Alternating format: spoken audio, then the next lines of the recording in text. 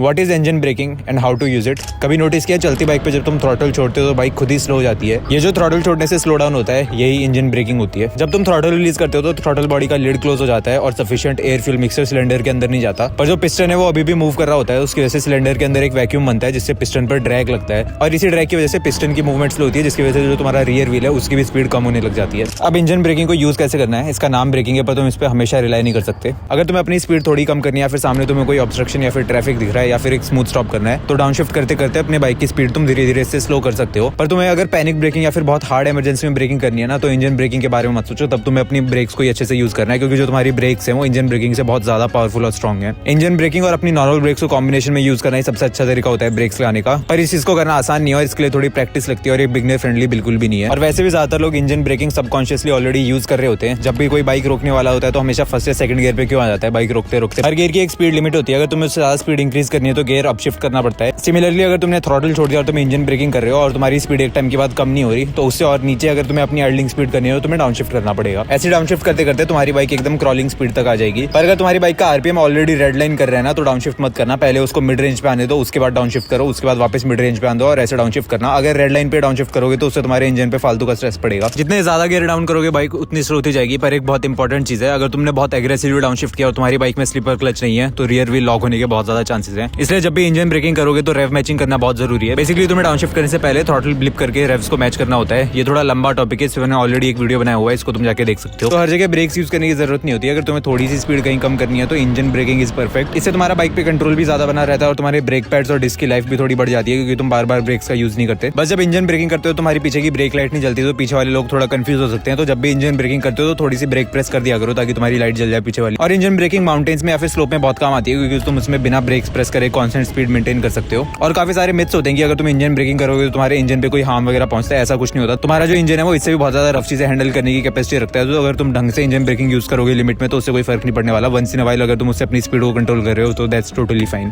That's it.